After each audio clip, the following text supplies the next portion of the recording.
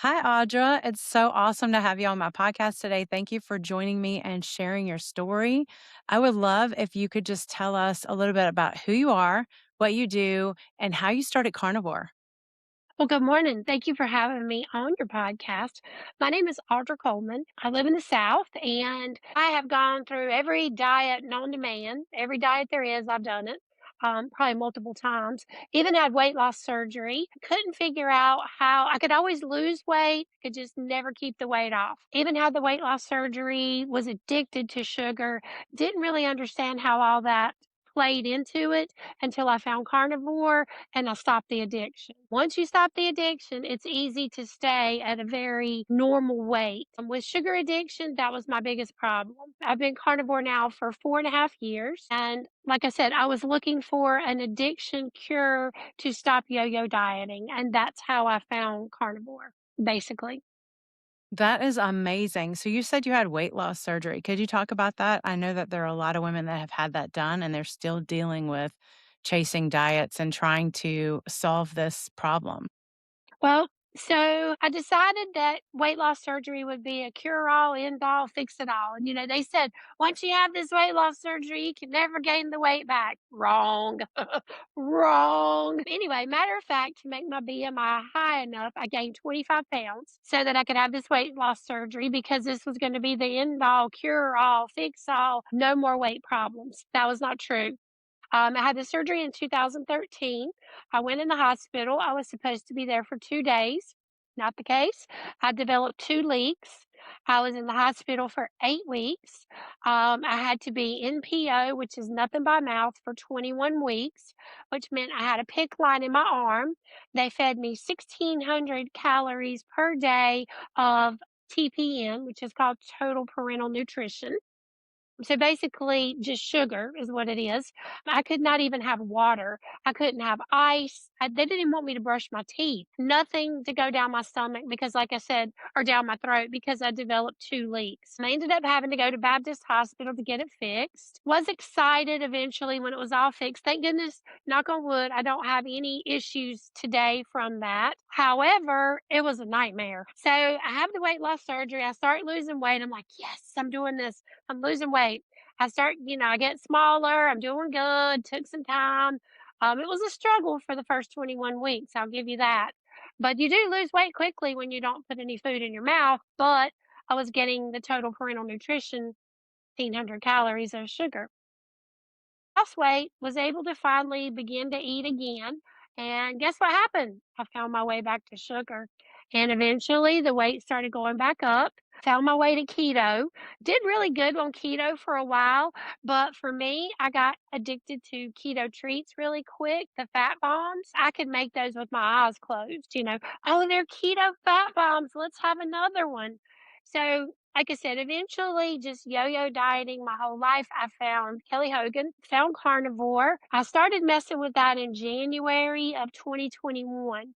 And I would do so good all week long. And on the weekends, I would fall off the wagon. And I would be like, well, I had this or that. Let me just let me jump off the wagon. Come Monday, I have to get back on the wagon again. So from January until September of 2021, like I said, I would do good all week. Weekends, I would bomb. So September the 1st of 2021, I'm like, okay, this is it. This is it. I've got to stay on the wagon. No more weekend bombs, no more sugar, no more white chocolate Reese's, no more Doritos. I don't care about food. I was just junk food was my thing and sugar. Anything with sugar. So I began my journey September the 1st of 2021. I started joining groups. I started getting involved with other women who were carnivore through the internet. Nobody local, because even 4 years ago, carnivore was not that popular. Nowadays, everybody knows what carnivore is almost. So anyway, that was what I started doing. I joined Kelly's group. I started following Bella. I started following Dr. Barry. All of these people helped me to accomplish my journey. I felt like I wanted more knowledge. The more I knew, the better I could do. This tip, this trick, how to stay on board. So that's basically what I started doing. And I lost about 85 pounds on carnivore. My blood work's better than it's ever been. I don't have cravings. I don't have that middle of the day, got to run to the store, get some kind of sweet treat. I don't do that anymore. Haven't for quite some time. I mean, I've met the most amazing people in the carnivore community.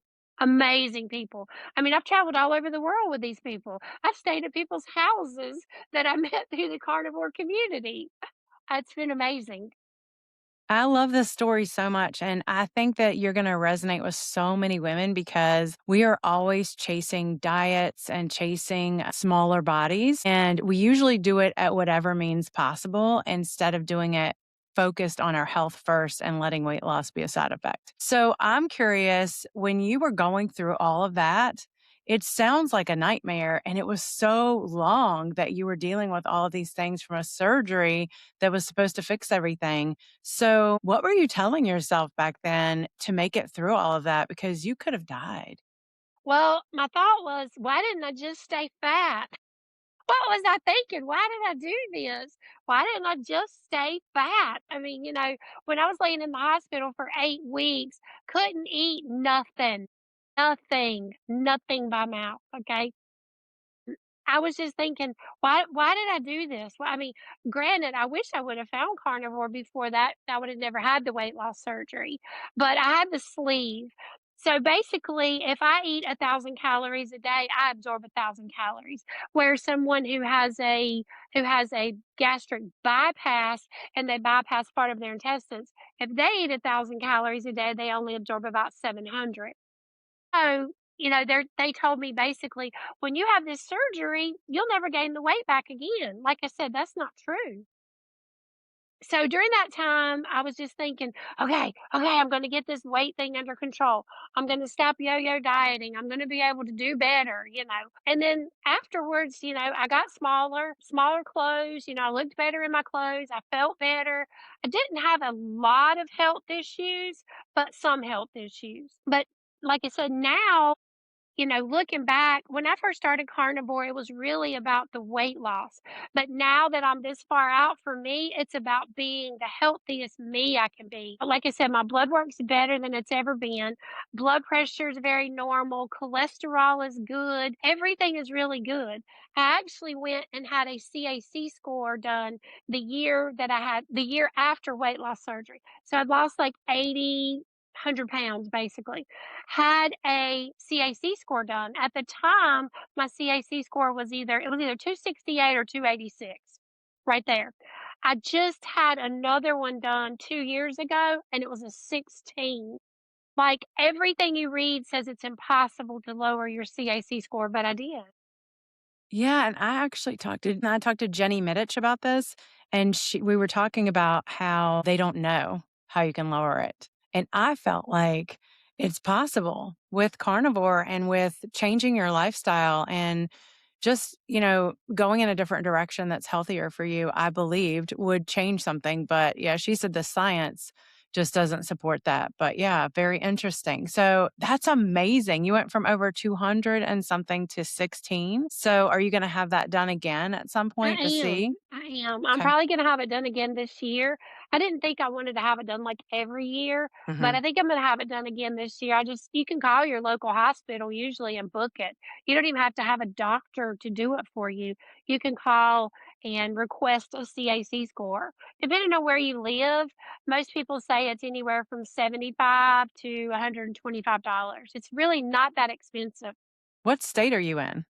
North Carolina. Okay, I'm in Virginia, so I'll have to call. I did not know that. I didn't even know how you would Yeah. get one. So thank you. Yeah, it's not even invasive. I mean, you go in and they put these they do these little sticker things on you with the wires, and then they run you through the CT scan basically, and then that's it. I mean, there's nothing, no dye, nothing like that. Well, I'm going to get that done. We're going to see what it looks like. You also, I think, are the dehydrator queen. Could you talk about that? So, when I first started, I was trying to figure out like I said, I used to love Doritos and potato chips, and my thing was white chocolate Reese's. I'm gonna tell you about dehydration. When I would buy a king size pack of white chocolate Reese's, Okay, don't ask for one. 4 come in there, 4 cups. Don't ask me for one because I don't share 'em. I'm not sharing them. 'em. I'll buy you a pack, I'll help you eat yours, but you can't have one of my 4. And people are like, "Really? Yeah, really?" I was that territorial about my white chocolate Reese's. I mean, yeah, and, like, cake icing, that was, like, my absolute kryptonite. If we were going to a birthday party, a baby shower, anything like that, and they were gonna have cake with real cake icing, the good stuff, not that whipped stuff. Nah, that's not icing. But I would always want the corner piece of the cake because it had ice in here and ice in here. I would stop at this local bakery and get icing like in a little Dixie cup. I would buy a little cup of icing and eat that. So if anybody can relate to that, I was that person. I was that person. So I needed to find something to snack on different. So I started buying like dehydrated meat and things like that, beef jerky and stuff like that. Well, I do not like chewy, hard, like tire rubber beef jerky. I don't like it at all. I actually had some pork loin chips from one of the companies that do this, and I really liked it. So I thought, well, you know what? Rather than buying this huge bag for 25.99 that only has this much in it, it's worse than potato chips, all that air. So I started messing with it and I started doing dehydrated meat. And everybody jokes now when I go to meetups and stuff, they're like, "Did you bring the meat? Did you bring the pork loin?" Because it literally tastes like Lay's potato chips. It's that good. I mean, yes, you buy like a big thing of pork loin and you cut it up. I have a video on my YouTube channel. You cut it up in little sections, and you put it in a plastic container, a square container, and you freeze it. So it makes it nice square like a brick. You take it out, you slice it as thin as you can while it's frozen, okay? Let it sit out maybe 30 minutes. Then you slice it and then you put it in a dehydrator for 12 hours at 160 degrees. And I use Redmond's real salt on it, which is I use their powdered salt. Hmm, It's literally called popcorn salt because it's the only salt that will stick to popcorn. So it's powdered I salt. didn't know. You Okay. sprinkle this on it, dehydrate it for 12 hours. I promise you it is better than potato chips. That is amazing. And what kind of you use pork loin for that? Do you do any kind of beef that you Mhm. dehydrate? I do New Talk York about strip. that. Yeah, I Okay. do New York strip. My butcher usually cuts it for me, but here lately I have found at Costco, which is probably more convenient for other people all over the world. Costco has this really thin sliced New York strip, and they freeze it themselves, and then they thin slice it there, and you can buy a big pack of it there. Bring it home, dehydrate it 12 hours, 160 degrees. Sometimes I put slap your mama on it, but most of the time I just do salt. What is slap your mama? So Slap Your Mama is a seasoning that you can get at Walmart or your grocery store, and it's real clean. It only has 4 ingredients in it. It has salt, pepper, cayenne pepper, and garlic. So it's just a real clean seasoning, but it's called Slap Your Mama. Sometimes I do that. Most of the time I just do salt because it's just so good. I mean, like I said, I have a YouTube channel over there. It's called All Things Audra, and I show you how to do that on there. Awesome. So I help midlife women, and the main focus that midlife women have is to lose weight no matter what. They're chasing symptoms because they have all that, unexplained health issues that happen to us when we get over 50. And they're like, oh, a diet's going to fix that. And I help them to see that carnivore and an elimination diet can actually bring their body back down to like a calm level so they can actually feel like what it feels like to be in their body and feel normal. And then I talk to them about how when you eat nourishing food and you focus on carnivore, you can actually see weight loss as a side effect. Not in everybody, because some people have different things going on they need to heal. But what is your take on that based on the fact that you've been on carnivore for a while? And what do you see with the people that you work with? Okay, so let me start by saying I'm 58 years old. I just turned 58 in January. Growing up, my mom, we were never allowed to tell my mom's age, and I swore that I would always say my age and I'd be proud of it. You know what I mean? So I'm 58 years old. And for me, I was chasing that as well. So the thing that I would recommend to people is to, like you're saying, do an elimination diet, take out the junk food, take out the processed food, even if you have to go keto for a little while to where you're just having some vegetables and some meat, and then eventually eliminate the vegetables. Because if you just go and die hard from standard American diet to carnivore the next day is so hard. So hard. All that processed food and sugar and all that stuff lights up your brain, and your brain's like, hey, we need that.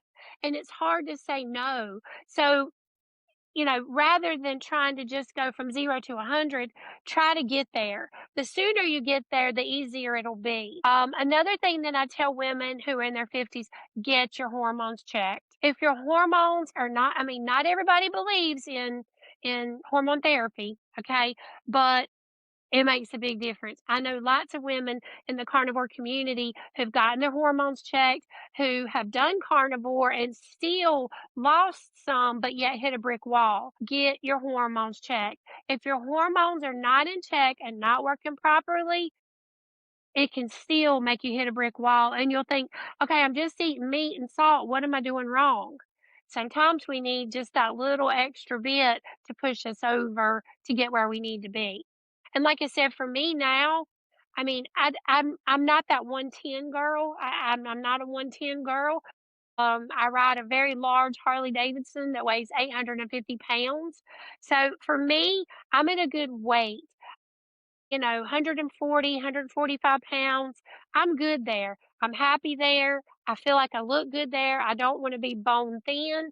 But at the same time, it's important to keep your blood work in check, to keep your hormones in check, and to keep your diet in check. Yeah. So another thing, I just interviewed Dr. Bright. Her episode just came out today. And Well, I love Dr. so, Bright. yeah, she's awesome. So, one thing I've learned from working with her for like 2.5 years is that cortisol, a fat storing hormone, is really rampant. And most women don't even know they have cortisol issues and they don't deal with the stress. They just keep chasing all the things and thinking that they can just change the scale.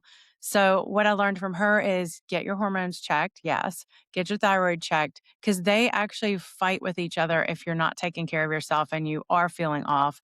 Your adrenals and your thyroid will mess with each other.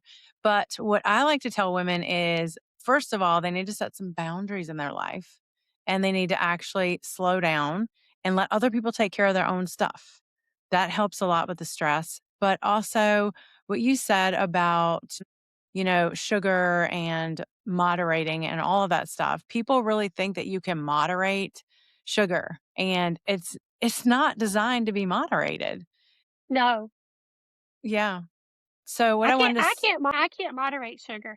I mm-mm. cannot. I can kudos to the person who can eat one Oreo and put the pack back in the cabinet till they go stale and you have to throw them away. Not me. No, I eat one Oreo and the whole pack calls my name till they're all gone. I used to joke all the time about kids' cereal, Fruit Loops, Apple Jacks, Frosted Flakes. Girl, if I had a box of that in my house, I was not happy till the box was empty or the roof of my mouth was raw, whichever come first. Because I know that sounds terrible, but I would eat it. I put it in like a red Solo cup and just eat it and drink milk out of another cup because I loved kids cereal. I grew up on sugar. I mean, when we were growing up, it was, oh, you were good. Let's go get ice cream. Oh, you did good. Let's get candy. Oh, it's your birthday. Let's have cake and ice cream. It's sweet tea. Let's have sweet tea because we live in the South. Let's have carbonated drinks, Coke, Pepsi, you know. So to grow up that way, those foods I grew up on might not have been that bad then, but they are way bad now. Way bad now. They're way more developed. They hire scientists to put ingredients in there that keeps your brain lit up and it keeps you wanting those desserts and those sweet treats. And it's almost impossible. Your brain is like, I don't know, it's like you're like looking at it over here on your shoulder and it's going, get some more. You know, it's like a completely out of your body experience. But I am not a moderator. So for me, I have to be an abstainer. And in the beginning, it was hard. I'm being honest. It was hard. I looked forward to places that were gonna have birthday cake and cakes. Now, I look at that as that is not my food. I cannot go there. If I go there, I will be hooked again, face down in the ditch. The car bus will run over me. I'm not that person who has a little bite. No, no, I don't need a little bite. I'm good. I remember what it tastes like. I know what it did, and I wish I would have found carnivore 20 years ago. Yeah. Were you someone that when you got started, you were like, "Oh my gosh," like, and you talked about it when you were doing keto, but like letting go is, emotional eating and all of that stuff. Letting go is very emotional and having to like set the line and be like, "Yeah, I'm not doing that anymore." How did you deal with those moments when that would come up and your brain was like, "Go get it." And you'd be like, Well, "No." I always thought addiction was drugs, alcohol, cigarettes. I always thought that was addiction. I never understood that sugar is addiction. Okay. It is. It is straight up addiction. Look at little kids nowadays. I mean, they're having juice boxes. They're having, this kind of worm, this kind of gummies, all these things. And they're loaded with sugar and they want more. And if you don't give them more, they scream. Yeah. What does that tell you that's doing to somebody? So for me, when I first started it, like I said, I was listening to Kelly Hogan, and Kelly and I are good friends now. I've been to her house, and she lives here in North Carolina too, and I love Kelly. But when I was listening to her, I was like, "What? She just eats meat and eggs and butter? What?" But I was like, "Okay, okay, okay. Hey, I've done everything else. I'm willing to try it." You know what I mean? So when I first started doing it, like I said, I was doing good, but then I was still allowing that to creep in. And I could see where I would feel so good all week long. And then the weekend I would binge. And then come Monday, I would feel like I've been hit by a bus, a plane, and a train. And it took me feeling that bad versus how good I felt during the week to say, "Okay, this is it. I have to stop." And it took me a little while to do it, I'll be honest. I mean, it really did because I did not want to give up my sweets. My whole family knows me as she's gonna bring this amazing dessert for every family reunion, every holiday function, because I can make some dessert, let me tell you. And the reason I can make some dessert is because I loved it so much. So I just had to learn that that's no longer my lane, and that is a very dangerous lane for me. I say all the time that used to when I had that craving would hit, and I would literally it was like a pounding on the door, like somebody just pounding on your door. "Let me in, let me in, let me in." And I would just get in my car and go to the store and buy junk food. Come back home, eat it, feel terrible, okay?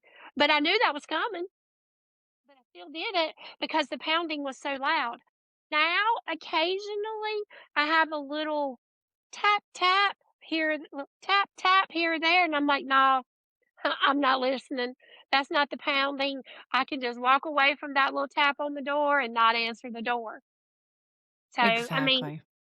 yeah, I mean, it took me a long time to get to where I'm at. But you know what? If you don't start, you're not going to get there. And if you fall off the wagon, start again. Immediately start again. Yeah, so do you eat, like, high fat carnivore, moderate? What do you do? Like, Well, how did you start, and then what are you at now? okay, so when I first started, I just basically, because I've been on a lot of diets where you just restrict it, restrict, restrict, restrict. I probably underate. I was probably, way low on calories, the whole 9 yards. So when I first started, they're like, just eat the meat. Just eat all the meat, eat all the eggs, eat everything you want to. That's carnivore. So I did that in the beginning, and I'm one of the few who did not gain weight from it, believe it or not. And I just ate until satiety. I ate until I was full, and then I ate until I just didn't want any more. You know what I mean? I didn't want any more meat. Now, at the time, I was like, you know what? I can remember a time when I was full from a meal, but I could still eat dessert. But dessert was off the table, no longer an option. But that's how I did in the beginning. Now, 4.5 years into this, I mostly eat to like intuitive. You know, sometimes I'll eat in the morning if I'm hungry, but then sometimes I don't have anything until lunch, give or take.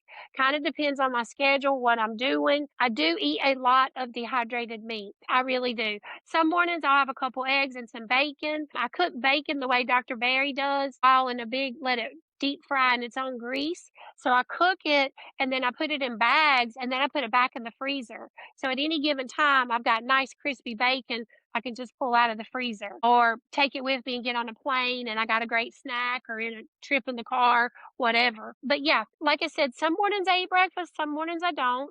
Normally, I do have lunch and I do have dinner.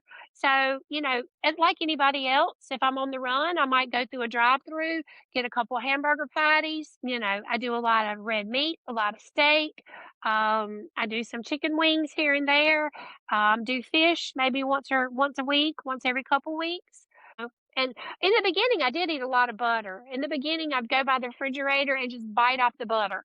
I'd put some salt in my hand and lick my hand like I was having some kind of drink or something. I don't even drink. And like lick my hand with the salt and eat some butter. That would just satisfy whatever craving or whatever I was trying to whatever demon I was fighting at the time trying to get me to eat sugar. Yeah, that is so good. I was gonna say, like, how much butter did you eat? And so you were clear, you just ate it when you needed to. Yeah. Excuse me. So I have women that talk to me and they are carnivore-ish. So they're doing carnivore and they're eating maybe some bread, some homemade sourdough, or they're eating apples or they're eating honey. What is your feedback on that? I know Kelly talks about sweet taste cause sweet cravings.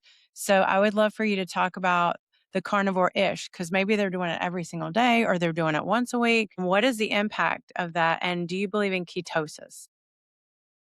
Okay, so okay, let's start with ketosis. Ketosis, if I actually fast for say 24, and I like fasting. I'll be honest with you. I'm a good faster. I can fast from Sunday to Friday if I really set my mind to it, and I do that a couple times a year, maybe 4 times a year. But I'll do a 24, 48 hour. I do intermittent fast most days unless I do have breakfast in the morning. So ketosis, I can get into ketosis really deep like that, but I have to be careful because if I get real deep in ketosis, I don't sleep very good.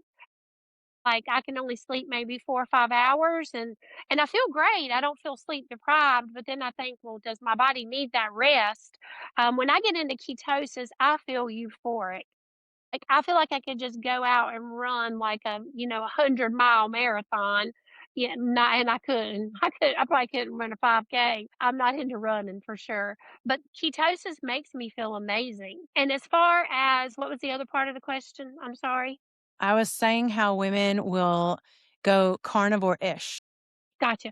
Okay, so for me, carnivore-ish always left the door open. So like I said, I would do carnivore during the week, and on the weekends, I would be carnivore-ish. You know, I would have 2 hamburger patties and a pack of candy. So, even if you're having 2 hamburger patties and an entire apple with some peanut butter on it. You're signaling your brain to have those cravings. And for me, that was like, I mean, it was just horrible. I mean, it's literally like Kelly talks about lizard brain. It just constantly is trying to get you to do something. For me, I had to close that door, leaving the door a little ajar, carnivore-ish. Some people are ketovore. They have an occasional vegetable or they have an occasional fruit. That's fine if it's occasional, meaning maybe twice a year or 3 times a year. But having it every day or multiple times a week, I think that keeps the door open and it keeps your brain knowing you can still go there for whatever it is you get from it. Comfort, satisfaction, taste buds, you know? Yeah, all of that. So if she's willing to go all in, what are your non-negotiables that she should focus on for the first 90 days so she can actually give her body a chance to respond? Clean out your cabinets, clean out your house, clean out your office, clean out your car, clean out wherever you keep all them rescue foods. Clean it out, give it away, throw it away, donate it, whatever you have to do with it. And isolate yourself from that, because if it's in your pantry, it's in your cabinet, it's going to call your name. And then you think, well, okay, so now I had XYZ food. I might as well just throw the day away and just go all out. I've been there. I've been there. I've done that my whole life until 4.5 years ago when I had to stop. Like I said, I wish I would have found this 20 years ago. I can think of a lot of things that would have been different in my life had I done this 20 years ago. Absolutely. I would have But I loved to have clean found it it. out, clean it out. Yes. And if you're gonna go to an event where there's gonna be foods there that are tempting, don't go or stay away from the food. Just try to talk to people instead of being near the food, or eat before you go to the point you're so full, there's no way you could eat anything else. Or you could just take your food. That's what I do. Take my food with me Yeah, and be the weirdo. I took my food to yeah, Hack Your Health. I had it all frozen in my bag so that when I got down there, I was good. yeah. Yeah, you just have to have your Purse non-negotiables. bacon, purse bacon, Pers girl, purse bacon. So, what is your Yeah. belief on mindset and how we think affecting the rest of everything that happens in our life? Well, so I'm that person. I'm extremely positive. I'm a very motivated person. I see the cup as half full. I don't see it as half empty. I try to do my I ams every day. I am grateful. I am appreciative. I am thankful. I am blessed. Whatever your I ams are for the day. And I try to go to gratitude. When things happen, I try to go to gratitude. Oh, this is not good, but it could have been worse, so let's go to gratitude. And it's hard to do that. It's hard to do that in lots of things. I just had something recently happen, and it could have been a lot worse, but I had to go to gratitude. And, did it erase the fact it happened? No, it didn't. But you just got to do what you got to do. And a lot of times people don't forgive themselves for messing up. And if you just, like Dr. Barry talks about all the time, if you messed up this morning, forgive yourself, jump right back on and move forward. You can't change the fact that you ate that or you did that, but don't beat yourself up over it. Move forward. But you can't do that every day. Oh, I messed up today. Oh, I messed up. You can't do that every day. You've got to finally find your groove, find your why that makes you cry, find your niche and stay there. And it's hard. That's hard to do sometimes. It really is hard to do. Yeah, you have to have a really strong why. It's like people usually come to carnivore when everything else has failed and they're in such a bad spot that they can only go to carnivore. The people Yeah, that aren't dealing with anything. Yeah, my mom had dementia, and my mom was a sugar addict, sugaraholic her whole life. She battled weight off and on, 5 pounds here, 10 pounds there. But, come Christmas time, here comes, 10 or 15 pounds because we're going to indulge in all the desserts and all the Christmas food and the Christmas candy. And like I said, she developed dementia. Does me being carnivore mean I'm never going to have dementia? No. But does it hopefully lessen my chances of having dementia? I certainly hope so. Yeah, Like I said, for me, it's about being the healthiest me I can be now. absolutely. So, what's one thing you wish you'd have known before you started carnivore? I wish I would have known 20 years ago about carnivore. I mean, I did Atkins. I did Atkins years ago, but at the time, it didn't all resonate the way it did now.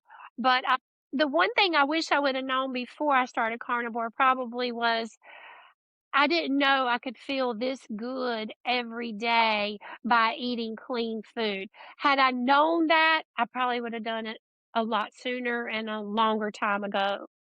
Yeah. So, And, what is, and you yeah, don't go ahead. have to be perfect. You don't it doesn't have to be absolute perfection. But, everybody has a different level of things, and you find what works best for you, what your non-negotiables are.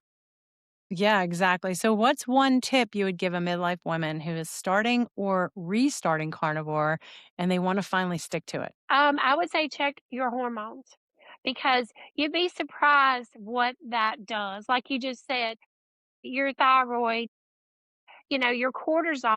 I mean, your cortisol goes high and you don't even realize it. And we all live in this breakneck pace. Everybody's going 100 miles an hour with nowhere to be. Me too. I mean, I live in this fight or flight mode all the time. I'm self-employed. I've owned a business for 34 years. I mean, yeah, every morning you get up and here you go. You know, you don't slow down. So definitely check your hormones, clean out your pantry, get rid of the trigger foods, remove all that from your life. Try to move, try to be in the moment, and don't allow slip ups because slip ups, don't do cheat meals. Cheat meals end up being week-long cheat meals. You don't need that food anymore, the That's bad right. stuff. Yeah. So, where can women find you and learn more about your content and what you do in your community? So, I go to a lot of carnivore events. I was at Hack Your Health, and I will be speaking. I'll be on one of the panels at Meat Stock, which will be happening soon in Gatlinburg, Tennessee. That's Meat Stock and Scott Everson. And as far as to find me, my website is allthingsaudra.com. I do individual private coaching with one-on-one or couples. My YouTube is All Things Audra. My Instagram is a little different. My Instagram is carnivore private eye. So it's carnivore underscore private underscore eye because I am a private eye. I also have a Facebook page that's All Things Audra, and my TikTok is All Things Audra. I'm trying to think what I missed. TikTok is All Things Audra. I think that covers all of them for the most part.